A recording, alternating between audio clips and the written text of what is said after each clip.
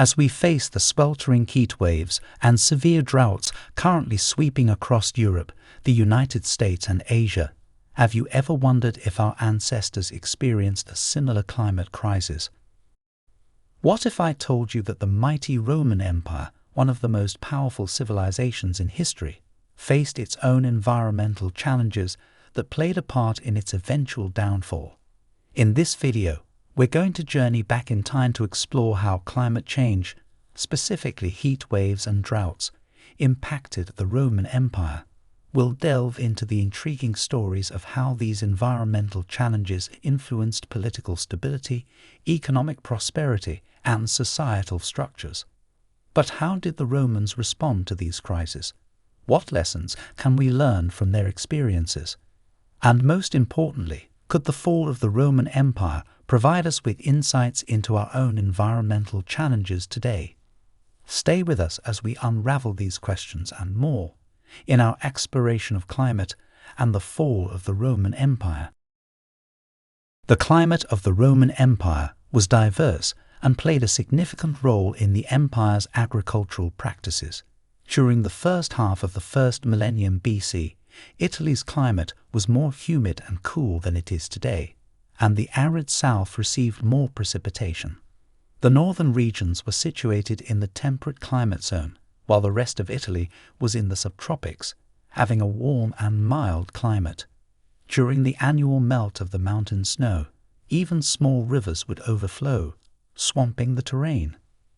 This climate greatly influenced the agricultural practices of the Romans. The Roman Empire spanned three climatological periods: early subatlantic from 900 BC to 175 AD, the mid-subatlantic from 175 to 750 AD, and the late subatlantics starting in 750 AD. The empire's greatest extent under Trajan coincided with the Roman climatic optimum. The climate change occurred at different rates, from apparent near stasis during the early empire to rapid fluctuations during the late empire. During the reign of Augustus, the climate became warmer and the aridity in North Africa persisted. Biotopes suggest that in the early empire, mean July temperatures were at least 1 degree Celsius above those of the mid-20th century. Pliny the Younger wrote that wine and olives were cultivated in more northerly parts of Italy than in the previous centuries. However, the climate was not always favorable for the Romans. There were instances of severe droughts and heat waves that had significant impacts on the empire. For example, in 134 BC, the army of Scipio Aemilianus in Spain had to march at night due to extreme heat, when some of its horses and mules died of thirst. This shows that the Romans were not strangers to the harsh effects of heatwaves and droughts. In the 2nd century AD, the rate of soil erosion in Latium increased 10 times, which is associated with the increased number of settlements in South Etruria. Additionally, from the foundation of Rome until possibly 165 AD, the Romans deforested huge areas for arable land. This environmental degradation, coupled with periods of drought and heatwaves, could have contributed to the decline of the Western Roman Empire. The stability and eventual downfall of the Roman Empire was significantly influenced by climatic conditions, particularly droughts. A study published in Economics Letters identified a strong association between rainfall patterns and the duration in power of Roman emperors. The researchers hypothesized that lower precipitation reduced crop yields, leading to food shortages and eventually starvation for soldiers stationed at the empire's frontiers. As a result, troops were more likely to stage mutinies and assassinate their emperor. One of the most tumultuous periods was the Gordian dynasty from 235 AD to 285 AD, during which 14 of the 26 emperors who ruled were assassinated. This period was also marked by plague, invasions, and economic depression. However, the role of droughts and the resulting food shortages should not be underestimated. A specific instance of drought leading to significant historical events involves the Hunnic incursions into Eastern and Central Europe in the 4th and 5th centuries CE. These incursions have long been viewed as the initial crisis that triggered the so-called Great Migrations of barbarian tribes, leading to the fall of the Roman Empire. A study published in the Journal of Roman Archaeology argues that extreme drought spells from the 430s, 450s CE disrupted ways of life in the Danube frontier provinces of the Eastern Roman Empire, forcing Hunnic peoples to adopt new strategies to buffer against severe economic challenges. The study, which assessed a new tree ring-based hydroclimate reconstruction, as well as archaeological and historical evidence, shows that Hungary experienced episodes of unusually dry summers in the 4th and 5th centuries. These drought spells would have reduced crop yields and pasture for animals beyond the floodplains of the Danube and Tisza, leading to economic disruption. In response, Hunnic peoples migrated and mixed agricultural and pastoral diets. However, some Hunnic peoples dramatically changed their social and political organization to become violent raiders. Hunnic attacks on the Roman frontier intensified after Attila came to power in the late 430s. The Huns increasingly demanded gold payments and eventually a strip of Roman territory along the Danube. In 451 CE, the Huns invaded Gaul, and a year later they invaded northern Italy.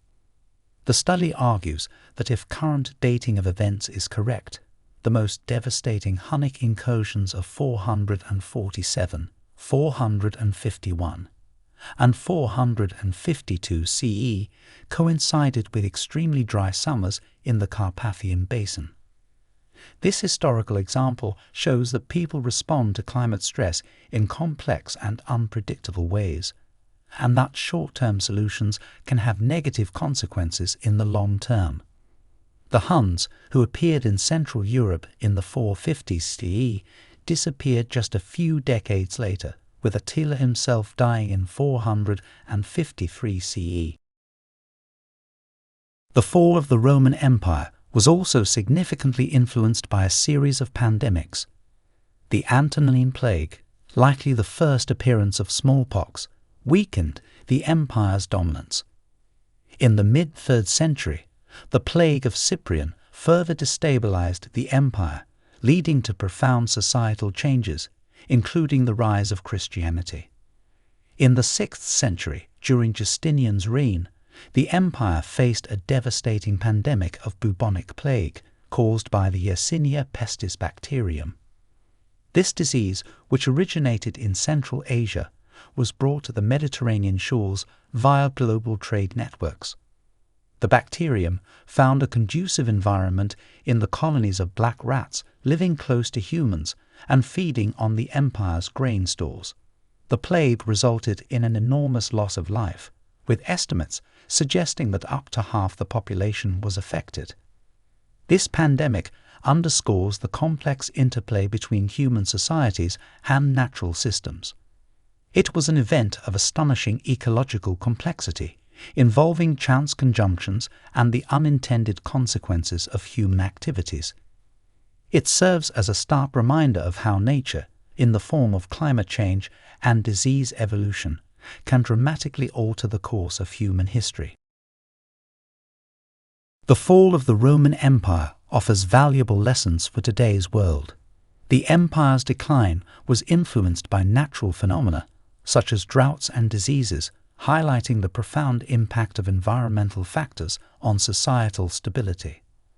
As we face our own challenges with climate change and pandemics, we can draw parallels with the past. The Romans' experience underscores the importance of sustainable resource management and the need for resilience in the face of environmental changes. Moreover, the Roman Empire's struggle with disease serves as a stark reminder of the potential consequences of global interconnectedness. Just as trade routes facilitated the spread of disease during the Roman era, our modern global networks can accelerate the spread of diseases today. In conclusion, The story of Rome's fall is a testament to the power of the physical and biological environment to shape the fate of human societies. It's a call to action for us to recognize and mitigate the grave threats posed by climate change and disease.